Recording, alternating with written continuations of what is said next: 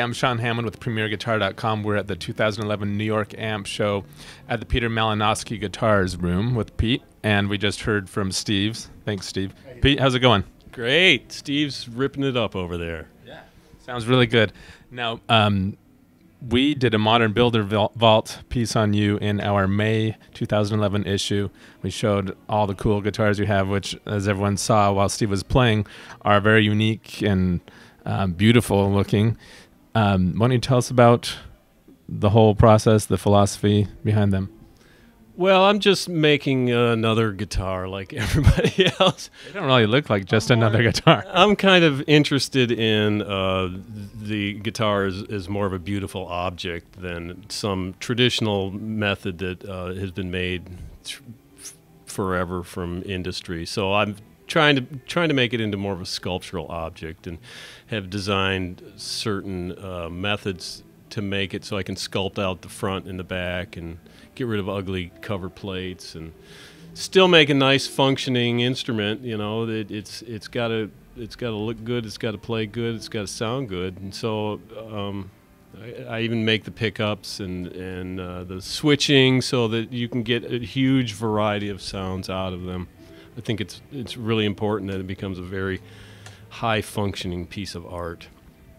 So now tell us a little bit about this particular model. Does it have a name, and tell us about the woods? And this is a Toro model, and it is more like a Super Strat in the way that it has your basic 3 pickups, and the switching is such that you can get series and parallel out of it. It has coil taps and a piezo under the bridge.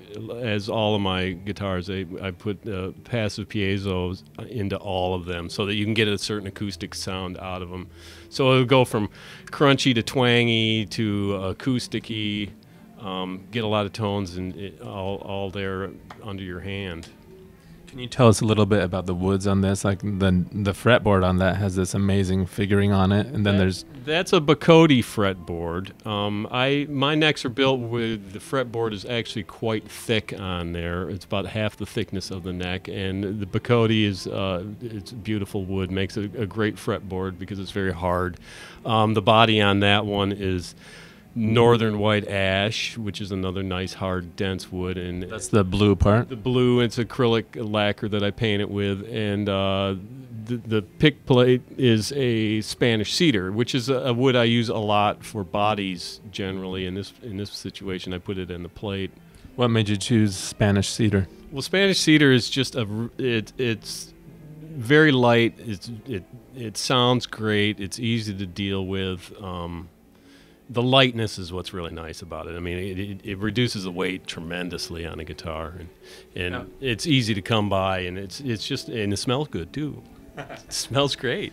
Now, going back to the fretboard, I was intrigued. You mentioned how the fretboard is about half the thickness of the neck. Was there a specific logic to that, or you just thought it looked beautiful and therefore should be more of the guitar? Or a little bit. Beauty is a little bit of the part of it. I designed them so that there's 3 pieces of about approximate equal mass: the fretboard, the back, and the head with a scarf joint. So there's always 3 different pieces of wood in it that eliminates any potential for dead spots. And the structure of it is a little bit stronger than a single piece.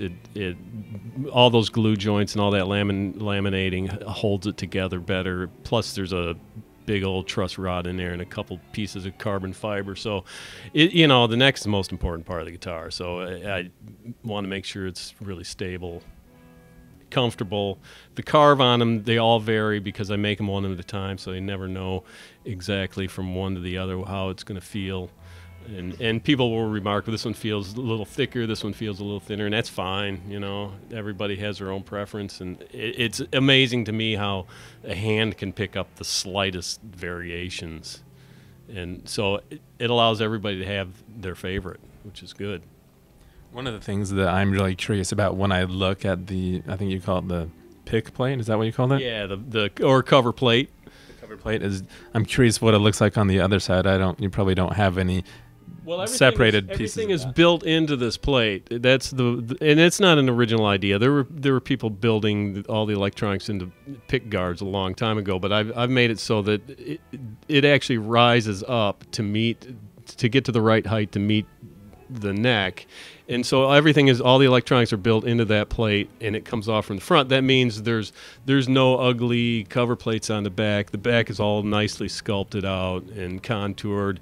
And it lends it to be a more three-dimensional object, not just something you look at from the front, not like a cardboard cutout. The way a lot of guitars tend to be, it's just don't look at the back. It's something you look at from the front, and in the back's important because you're rubbing up against it, and there's nothing worse than sharp edges poking you into ribs, and all the electronics being in that plate makes it easier for me to deal with. I can pull the whole thing off and work on it that way as a unit. Now, is that whole cover plate solid, or is it like hollowed out in back? Or it's solid. There's a route underneath it to match the body, because the pickups I make tend to be really deep, about an inch and a quarter deep, so that the business goes below it, especially with push-pull pots. They're pretty deep. So there's a route underneath it, but it's a solid piece of wood, as solid as I can make it. You do have to cut some holes into it and make a few cavities, but it is a solid piece.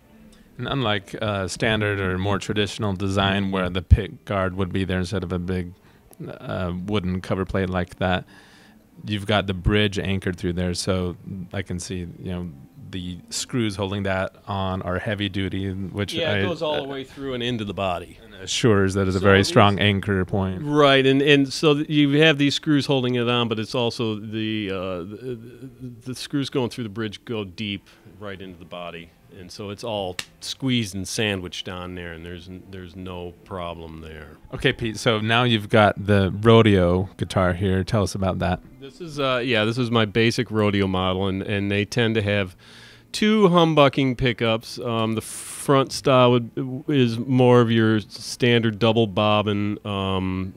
They're built into P90 size holes, so that's why they look a little bit smaller. But there's another bobbin underneath this one.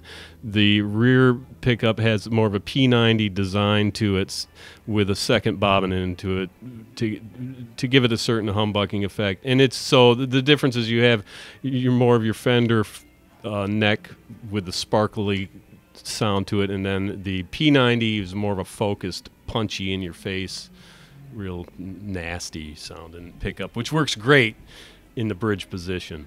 Cool. Why don't we hear that?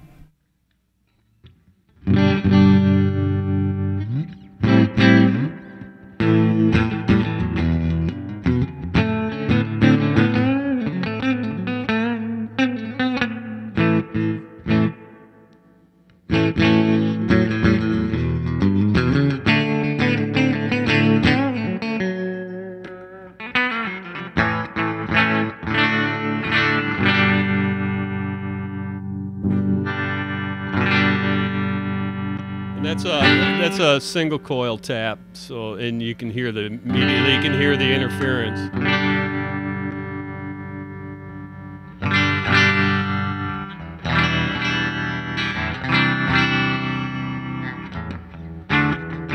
And then there's also a piezo on this one that makes it very convincing acoustic.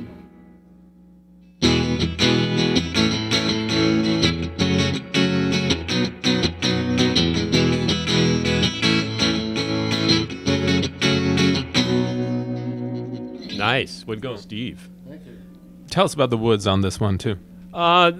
This one is one with a Spanish cedar body, and it's extremely lightweight. It must be about 6 pounds, just over 6 pounds. And then spalted maple. It has the Paduke maple neck, which is one of my standards and favorites. I use a lot of Paduke for necks. So the fretboard is Paduke, and It's Paduke. It's very stable. It has a very nice tonal qualities to it, which is two great things about it, why I like to use it a lot.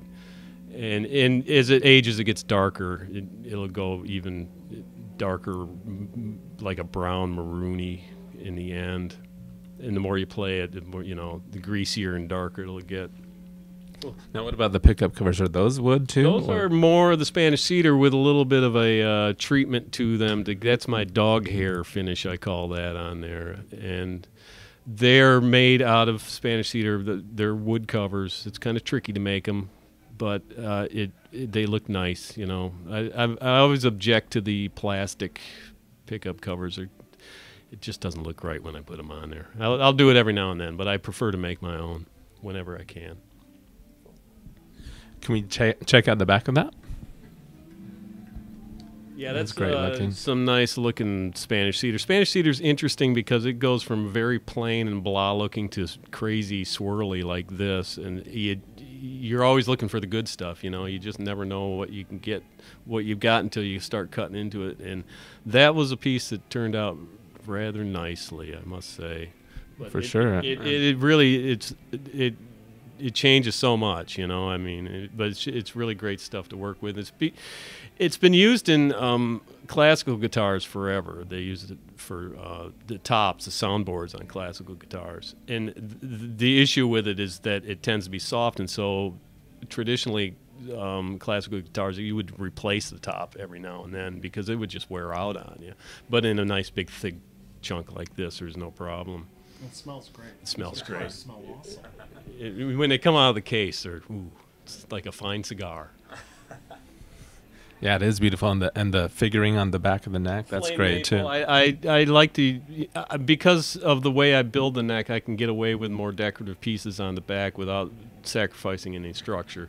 So I've come across a lot of nice flame maple lately, and I use that. Occasionally I'll have a nice piece of flame mahogany, things like that. The maple's nice on the back of the neck because it's really smooth. It feels good.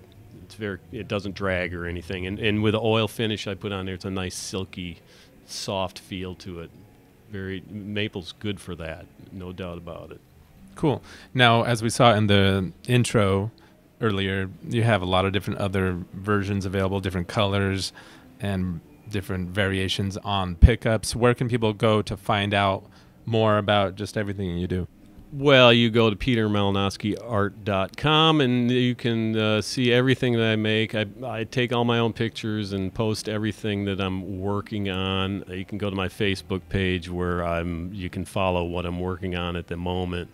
And I try to document a lot of what I'm doing so you can follow along and see things as they're being built. Cool. All right, well, thanks, Steve, for playing that. And Pete, good luck with everything. All right, thanks, guys. I'm Sean Hammond, and you're watching PremierGuitar.com.